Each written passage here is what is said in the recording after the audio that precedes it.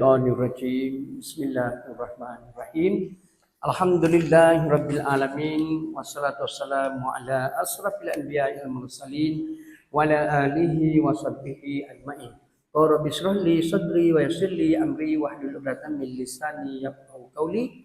Wa qala Allah ta'ala fi kitabihil aziz. Bismillahirrahmanirrahim.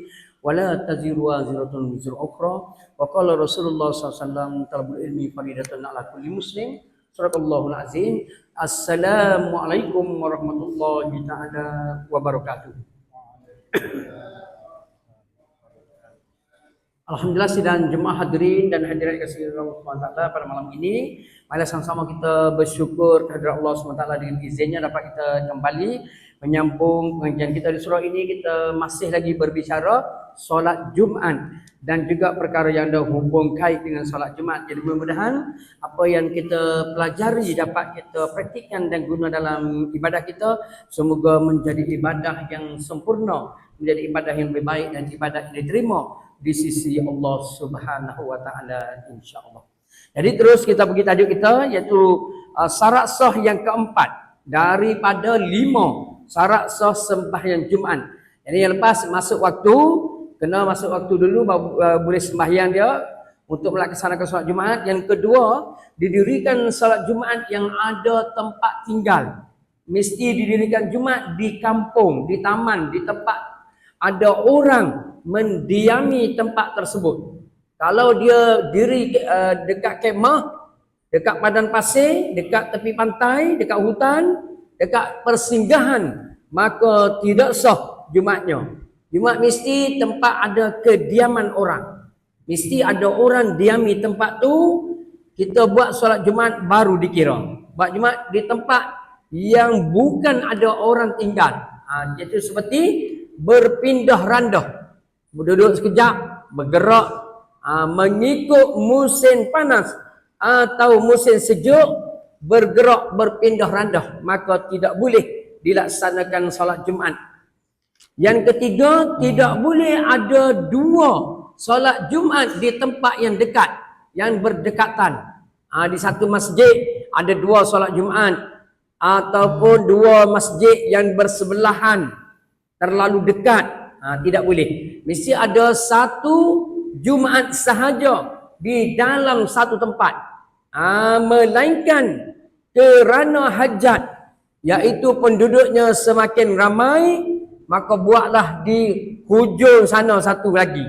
Jarak kira jarak lah. Baru boleh buat. Kena tanyalah pihak Majlis Agama Islam, pihak mufti dan sebagainya melaksanakan solat Jumaat. Tidak boleh dekat. Dan syarat yang keempat, dikerjakan solat Jumaat itu secara berjemaah. Buat solat Jumaat malam ni tajuk kita solat Jumaat secara berjemaah. Jadi dilaksanakan solat Jumaat secara berjemaah adalah fardu ain, wajib. Kalau takbir mesti ada dalam takbiratul ihram. Kalau kita takbir Allahu Akbar mesti ada. Saja kesemayang perlu Jumaat 2 rakaat makmum ataupun berjemaah mesti ada. Dia boleh niat 3. Boleh niat mengikut imam, boleh niat makmum, boleh niat berjemaah. Kalau solat fardu 5 waktu, solat fardu 5 waktu, dia fardu kifayah. Jadi niat dia tu ada kelonggaran. Dia punya berjemaah tu. Kita niat saja aku sembahyang fardu maghrib. Kita sembahyang berjemaah. Sah dah. Dia tengah-tengah baca wajah tu, kita niat berjemaah. Boleh. Tapi sembahyang Jumaat tak boleh. Sembahyang Jumaat mesti dalam takbiratul ihram semuanya. Mesti Allahu Akbar semuanya. Niat saja aku sembahyang fardu Jumaat 2 rakaat makmum kerana Allah Ta'ala. Kalau sembahyang fardu 5 waktu, aku sembahyang zuhur. Boleh tak? Sah dah. Walaupun solat berjemaah, duduk tengah-tengah baca wajah tu, bawa marilah 4 rakaat berjemaah kerana Allah Ta'ala. Sembahyang 5 waktu berjemaah, niatnya ada kelonggaran. Tetapi sembahyang fardu Jumaat, niat dia kena mari semua dan takbiratul ihram. Itulah berbeza dengan sembahyang waktu 5 waktu. Kalau sembahyang qasar juga demikian, sembahyang qasar. Kena niat semua juga sembahyang qasar. Kerana perkataan qasar itu wajib ada dan takbiratul ihram. Ya, saya aku sembahyang fardu zuhur 2 rakaat qasar. Kena ada semualah, kena takbiratul ihram. Niat takbiratul ihram, Allahu akbar. Takbir kena niat semua. Tapi biasanya kita takbiratul ihram niat semua. Berada takbir semuanya. Itu terbaiklah. Cuma ada setengah sahabat-sahabat kita dia boleh bawa dalam niat tu sedikit saja. Dia boleh bawa saja ke sembahyang fardu maghrib sedikit je. Dia tak boleh niat banyak. Pemikiran dia tu tak boleh bawa banyak. Kalau kita yang orang biasa ni tak boleh niat semuanya. Itu alhamdulillah lah, terbaiklah. Sembahyang fardu dalam takbir niat pun datang serta semuanya. Itu betul lah, terbaik lah tu. Dalam sembahyang jamak qasar pun sama. Dalam sembahyang Jumaat pun sama. Niat dia. Jadi niat berjemaah pada sembahyang fardu Jumaat adalah wajib. Mesti niat. Tak niat batal, tak sah lah. Sembahyang fardu 5 waktu, dia tak niat berjemaah sah. Sembahyang dia sah. Lepas tu ngelah-ngelah tu dia niat. Ngelah-ngelah. Tapi kalau sampai akhir tak niat juga tak boleh juga. Sembahyang 5 waktu kita jadi makmum, kita peringkat awal tu tak niat, tapi duduk tengah-tengah sembahyang tu niat berjemaah. Sah. Tapi kalau tak niat batal juga. Makmum berjemaah dengan tok imam sembahyang 5 waktu, tak niat berjemaah batal. Batal juga tak niat berjemaah. Ataupun kita mufaraqah. Mufaraqah kata imam sembahyang 5 waktu ni. Tok imam sembahyang kita sembahyang tu niat mufaraqah. Bila niat mufaraqah, bila tok imam rakaat, makmum tak boleh rakaat. Makmum yang niat mufaraqah kata imam. Dan niat mufaraqah kata imam, dia kata tok imam baca Fatihah tak betul. Dia kata tok imam ni pada pandangan dia tak boleh jadi imam. Dia pun niat mufaraqah. Dia tak setuju kata imam. Bila niat mufaraqah, duduk dalam saf, dia tak boleh rakaat bersama. Bila tok imam rakaat, dia tak boleh rakaat lagi. Dia kena rakaat dahulu daripada tok imam ataupun lewat daripada tok imam. Kalau tok imam rakaat, dia rakaat, tok imam i'tidal, dia i'tidal, tok imam sujud, dia sujud, batal. Barang siapa tidak niat berjemaah dengan tok imam tu dan dia ikut segala perbuatan imam itu, batal dia. Sembahyangnya batal. Tak niat mufaraqah dengan tok imam tu tahapnya tak sampailah batal. Ada satu surau, dia telefon saya lah, mesej kat saya.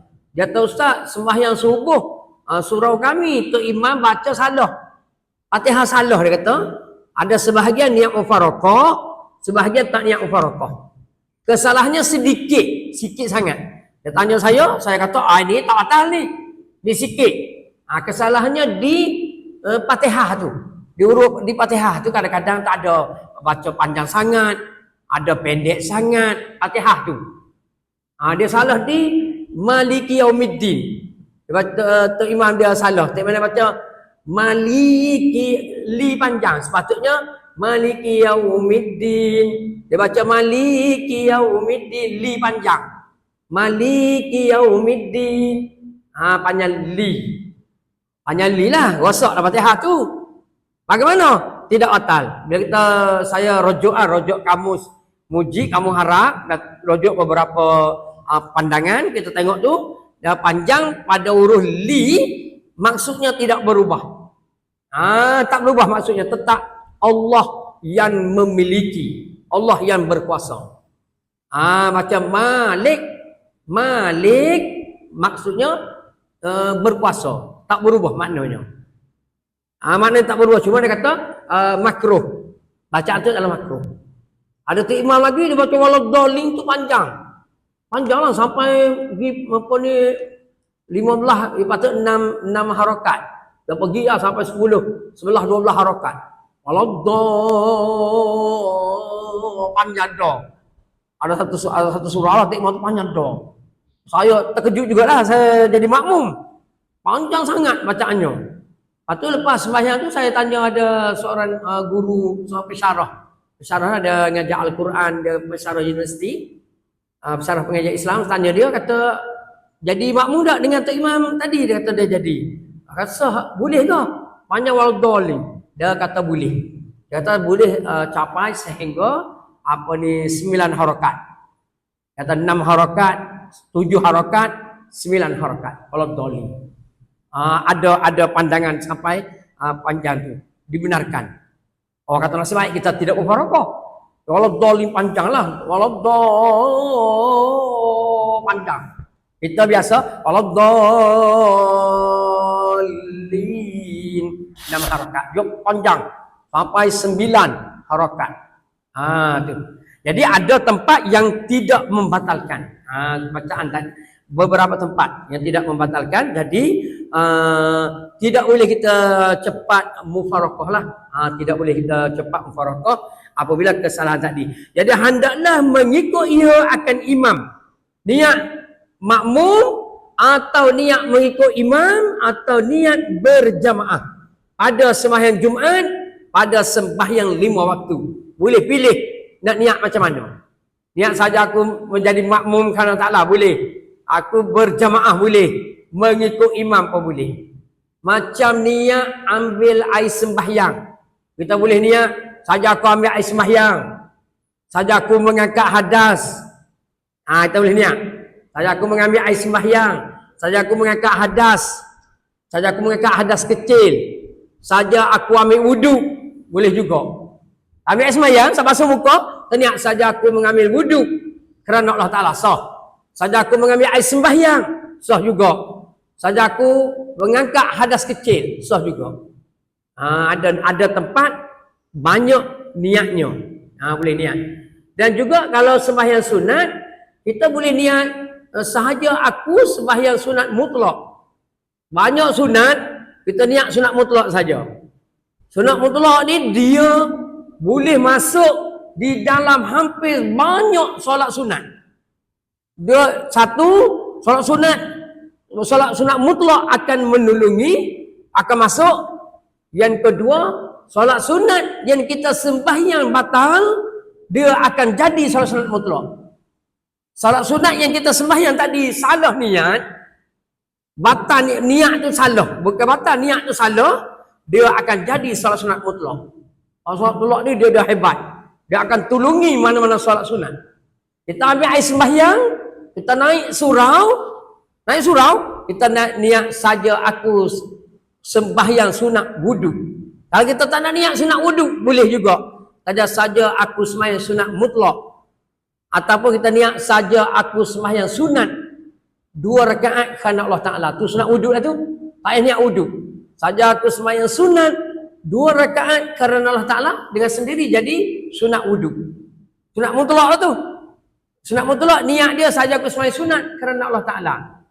Boleh niat saja aku sembahyang kerana Allah Ta'ala, saja aku sembahyang sunat kerana Allah Ta'ala, saja aku sembahyang sunat mutlak kerana Allah Ta'ala. 3 niat sembahyang sunat mutlak. Dan banyak solat ni masuk bawah solat sunat mutlak. Solat sunat wuduk, solat sunat tahiyatul masjid, solat sunat istikharah, solat sunat tahajud, solat sunat baru berkahwin, solat sunat perkahwinan, solat sunat pengantin baru. Lepas akad nikah, bangun sebelah Tok Imam, sembahyang 2 rakaat, nama dia solat sunat pengantin baru. Solat sunat baru sampai di satu tempat yang kita baru sampai. Kita musafir, kita pergi ke Seremban, pergi sana, dan kita tengok ngundi, kita singgah di mana-mana tempat kita sembahyang sunat 2 rakaat. Dia panggil sampai di tempat yang baru kita tiba. Sembahyang sunat 2 rakaat. Saja aku sembahyang sunat 2 rakaat kata Allah. Tak kira apa kita pergi di mana. Kita balik dekat kampung kita, balik kat kampung isteri kita, kita pergi melancong, kita pergi kerusuh, kita pergi mesyuarat, kita pergi ke Indonesia, pergi ke Thailand, luar negara dan sebagainya. Sampai saja di sana ada tempat sembahyang sunat, terus sembahyang sunat. Sembahyang sunat di tempat yang baru kita sampai. Sunat sembahyang tempat yang baru kita sampai. Kita sampai di mana? Ada tempat sembahyang di situ, terus sembahyang. Pergi ambil sembahyang, ada surau. Oh, di sini ada surau ni. Terus pergi kat surau sembahyang dulu. Turun kapal terbang, Kalau ada surau tu sembahyang sunat. Tu sembahyang sunat di tempat yang baru kita tiba. Walaupun kita pernah pergi tapi kita baru tiba untuk hari itu. Gitu sembahyang sunat 2 rakaat. Ada kawan-kawan kita masih ada tanya soalan, Ustaz, kami pergi ke Seremban.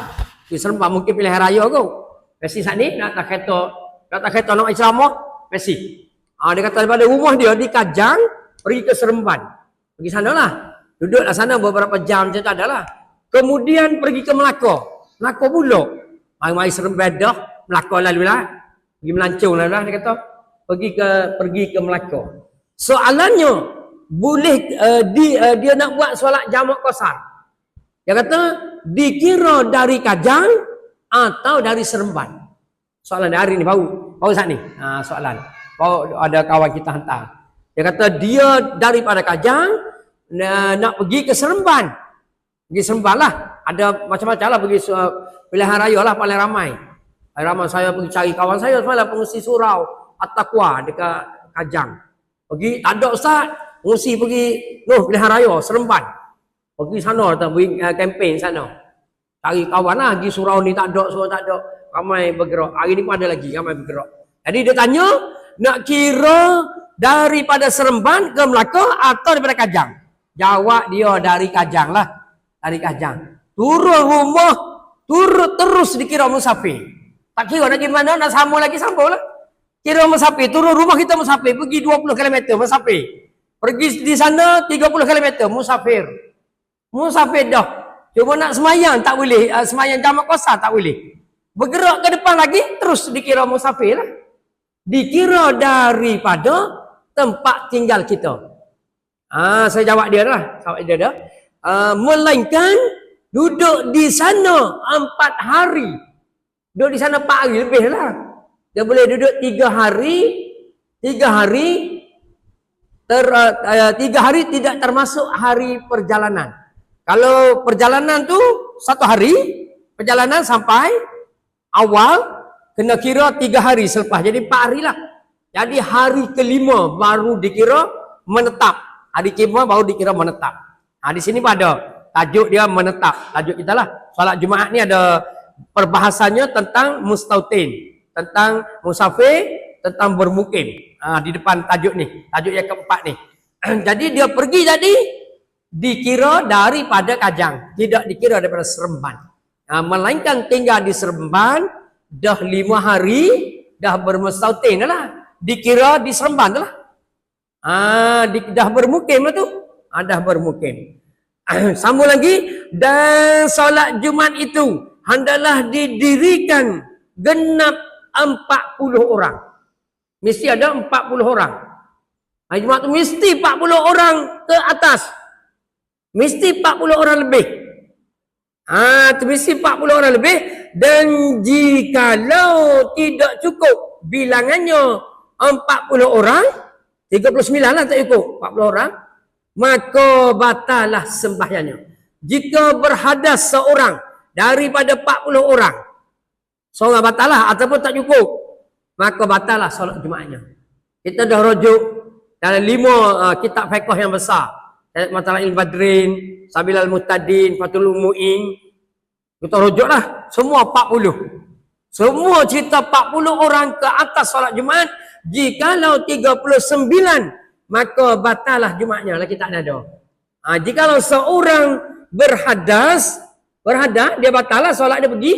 Tinggal 39, maka batalah Jumaatnya. Itu batal Jumaat. Tapi tempat kita ni ramailah. Ramai. Tapi nak cuma sebelum ni lah terjadi, kita kata masa Covid dan sebagainya adalah solat Jumaat 30 orang, 20 orang. Wallahualam lah. Wallahualam lah kita. Kalau kitab tidak ada lah. Selama kita belajar, kita tidak temui. Cari tak ada. Tapi kalau tekan internet ada lah. Tekan internet ada banyak lah. 20 orang boleh, 30 orang boleh. Berlambak dia hantar. Tapi kalau kitab tidak ada. Macam baca Allahumma ajirna minan nar 7 kali. Lah kitab tak ada. Habis kitab saya belajar tak ada. Cari seluruh. Kalau internet berlambak. Selepas sembahyang baca olehmu Allahumma ajirna minan nar 7 kali. Buku internet keluar. Macam-macam lah dengan hadis dan sebagainya. Tapi yang kitab tidak ada. Dan tok guru di pondok tak buat. Saya belajar banyak pondok. Banyak pondok dekat Patani, dekat Naratibuan. Pondok di Kampung Dangar, Pasir Mas. Lama saya duduk dekat sana. Pondok Lubuk Tapah. Anak dia Mufti Kuala Lumpur, Luqman tu. Dr. Luqman tu sekali dengan saya lah dekat Pasir Mas. Saya pergi belajar dekat Pondok Lubuk Tapah dan sebagainya. Jadi tidak ada tok guru lepas sembahyang, ayah dia jadi imam lah. Tok guru tu, ulama tu, dia lepas salam tu, dia tak baca Allah majannan minan nar 7 kali. Pondok lepas saya pun tak ada. Pergi pondok lain pun tak ada. Dia dengar, tengok tak ada ni. Kau tok guru tak pandai. Kita sekarang ni bijak. Allahumma ajirna minan nar 7 kali. 7 kali lah saya pun tengok lah dalam internet dia hantar tu. Buka internet Allah majannan minan nar 7 kali tu ada. Tapi bila kita ulang-ulang, rupa-rupanya 7 kali itu dalam hadis yang dia hantar dalam internet lah. Bukan yang dalam kitab. Dalam kitab tak jumpa. Baca dalam doamu. Dalam internet lah. Hampir semua kita cek tengok. Bukan selepas beri salam. Bukan selepas beri salam. Baca 7 kali. Allahumma ajirna minan nar. Di dalam doamu. Dalam doa. Banyak penerangan dalam doa. Tepat kalau wirid lepas sembahyang Allahumma ajirna minan nar tu tak ada. Tidak ada. Tengok ni wirid lepas solat. Yang kita baca yang lepas habis baca yang lepas. Apabila selepas sembahyang Nabi membaca wirid dalam tajuk wirid. Kalau kita tengok tajuk wirid. Lepas sembahyang Nabi baca wirid, Nabi baca astaghfirullahal azim 3 kali. Astaghfirullahalazim 3 kali wirid Nabi baca. Lepas tu Allahumma antas salam apa semua tu lah. Kita dah buat tu betul dah lah. Tu Nabi baca wirid selepas sembahyang 7 kali. 3 kali astaghfirullahalazim. Astaghfirullahalazim sebanyak 3 kali. Lepas tu Allahumma antas salam apa semua yang kita dah buat tu betul dah lah. Tu. Baca la ilaha illallah wahdahu la syarikalah tu pada sembahyang maghrib, pada sembahyang subuh, pada sembahyang asar. Maghrib, subuh dan asar. Kita baca 10 kali. 10 kali kita baca kalau kita jadi imam kan, kita baca lepas salam tu sembahyang maghrib kita dengar imam kita baca tadi. Tu betul tu. Sembahyang maghrib, tetapi tidak ada pada sembahyang isyak. Isyak tak ada. Ada pada sembahyang maghrib. Ada dalam kitab lah, cari tak jumpa. Kalau cari insya-Allah ada akan datang ada. Tu. Kita baru baca sunahnya. Jadi ada ditulis dalam kitab ni, baca la ilaha illallah wahdahu la syarikalah sebanyak 10 kali. Ada dalam kitab. Dalam kitab ni. Baca olehmu selepas sembahyang la ilaha illallah wahdahu la syarikalah sehingga akhir wa huwa ala kulli syai'in qadir 10 kali pada sembahyang maghrib, sembahyang subuh dan sembahyang asar. Tidak ada pada sembahyang zuhur dan sembahyang isyak. Dekat pondok memang tak ada 3 kali lah. Sebab ni kitab ni kita belajar dekat pondok. Dia ikut, ada dalam kitab dia ikut. Dia guru ikut. Dia ikut. Baca la ilaha illallah wahdahu la syarikalah lahul mulku wa lahul hamdu wa yumit wa huwa ala kulli syai'in qadir. Kita ulanglah 10 kali selepas sembahyang maghrib. Tadi betul tu. Sembahyang subuh dan sembahyang asar. Kalau kita ada, kalau siapa nak rujuk ada. Kitab ni kita Sadaq Al-Fatani yang menyampaikan kitab ni rujuk daripada kitab Imam Nawawi, rujuk kitab Dia nak buat, dia tulis kitab ni kumpul daripada kitab Imam Nawawi, kumpul daripada kitab Ibn Hajar dan rujuk kitab jadikan kitab yang kita baca pada malam ni. Tetapi tiada disyaratkan berjemaah, melainkan rakaat yang pertama. Maksudnya orang yang nak dapat solat berjemaah itu mesti dapat 1 rakaat. Dia kata maksudnya rakaat pertama 1 rakaat daripada sembahyang Jumaat dikira ia berjemaah. Jemaah tu dikira sekiranya dia dapat 1 rakaat. Paling kuranglah katakanlah 40 orang dah sembahyang, kita orang yang ke-41 datang, dikira Jumaat kita apabila kita dapat sekurang-kurangnya 1 rakaat. 1 rakaat. Kalau kita takbir, tu imam rakaat pertama dah selesai, rakaat kedua hampir habis, kita datang Allahu Akbar, sudah tidak dikira. Sudah tidak dapat Jumaat baginya. Rakaat pertama dah selesai, tu imam khutbah pun kita tak dengar, rakaat pertama pun kita tak dapat, rakaat kedua apa? Tu imam sami Allahu liman hamidah.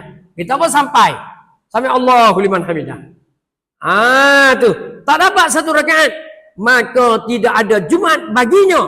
Selepas tu imam beri salam, tambah 4 rakaat. Kena tambah 4 rakaat, iaitu sembahyang zuhur. Kena sembahyang zuhur. Dengan tidak mengubah niat. Niat tak ubah. Kekalkan niat solat Jumaat, sembahyang 4 rakaat.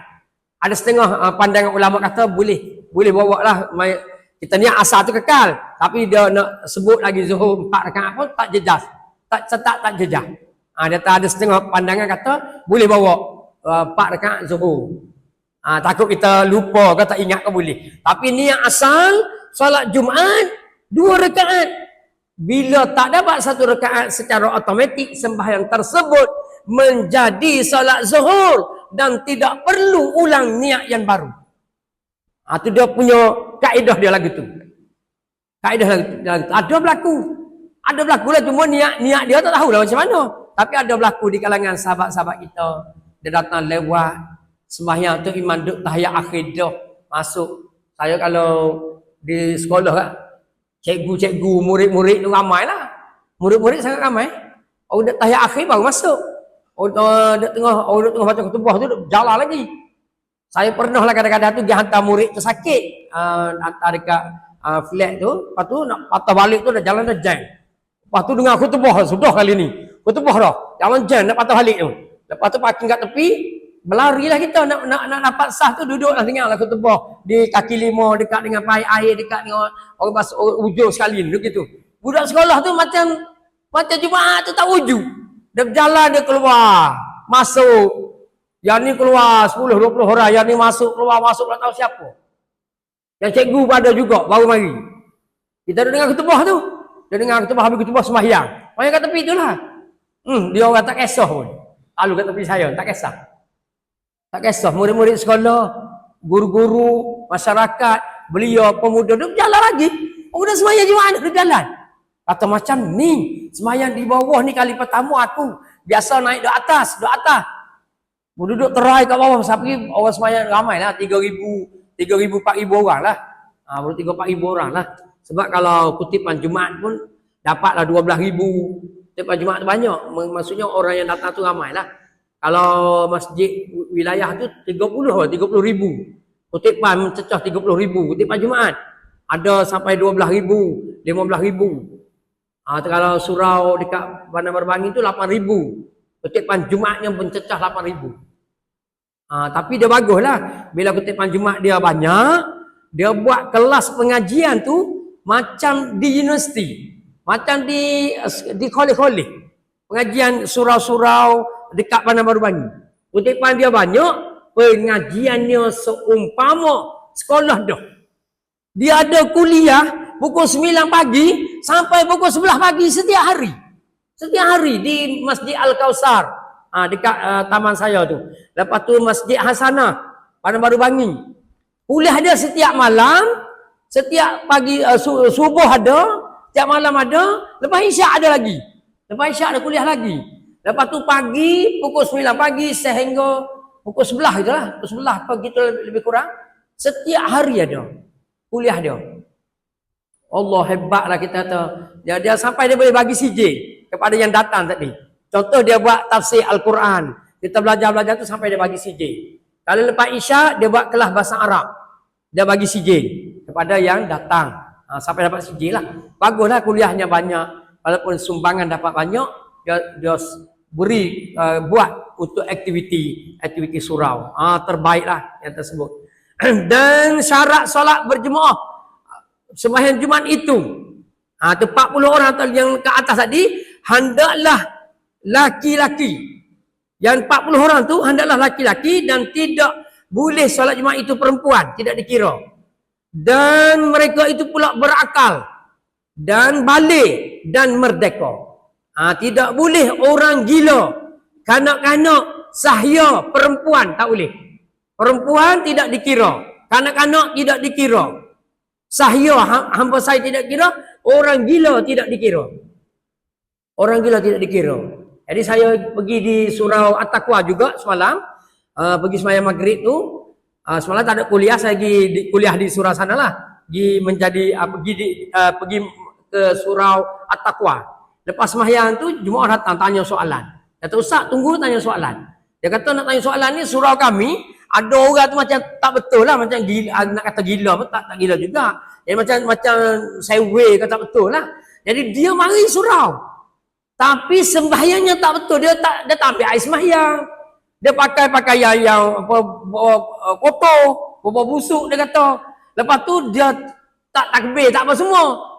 Duduk di saf kami mari. Saf pertama penuh, saf kedua penuh. Contoh saf kedua dia kata, saf kedua ada dia. Orang tu ada. Tapi memang kita tahu dia tak solat. Lepas tu soalannya saf tu dikira putus dak tempat dia. Putus dak tempat dia tadi. Soalan tu mari. Macam mana?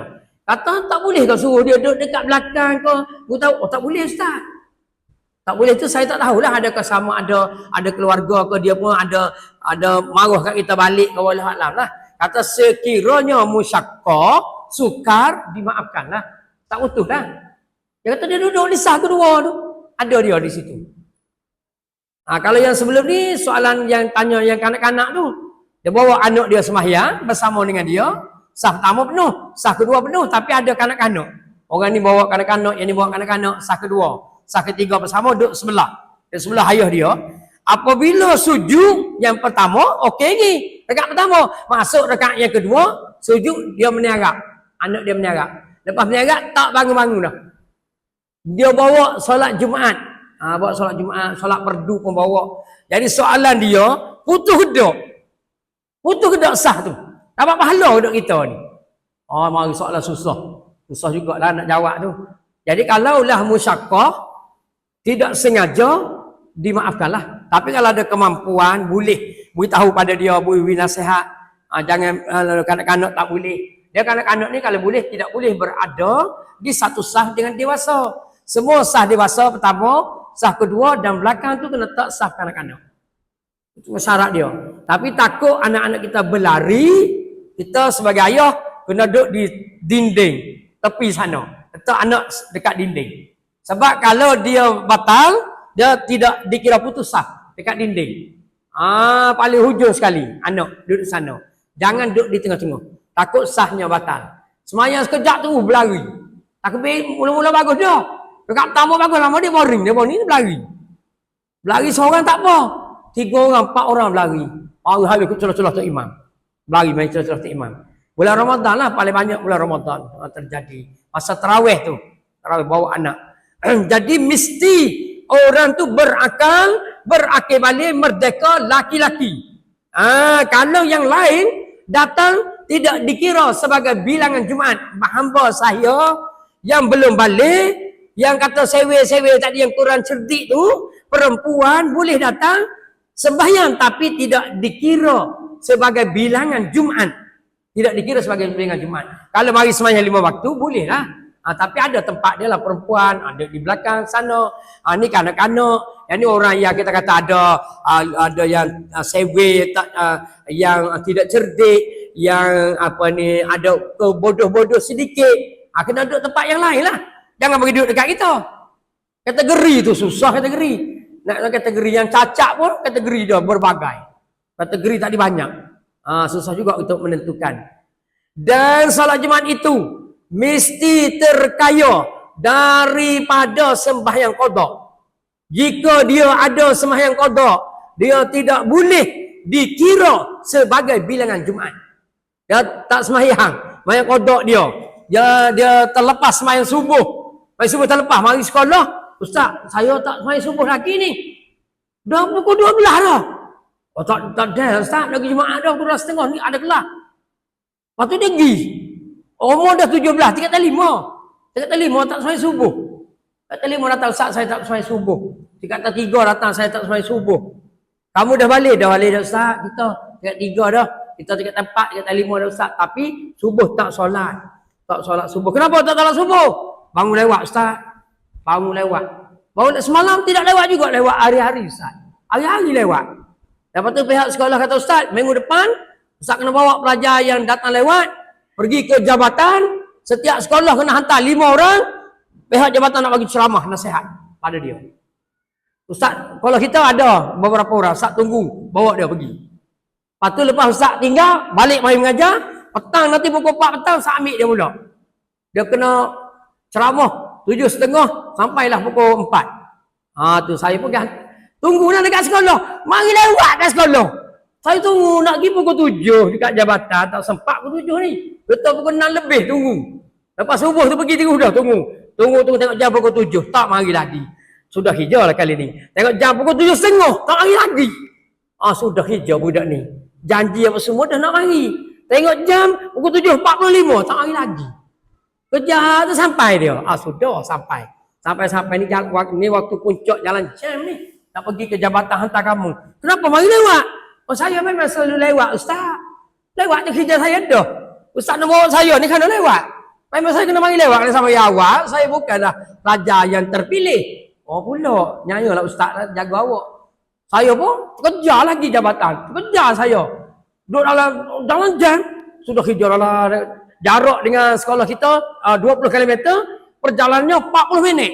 20 km 40 minit. Sudah tak kali ni. Kerja lah. Sampai orang lain macam kita juga rupanya.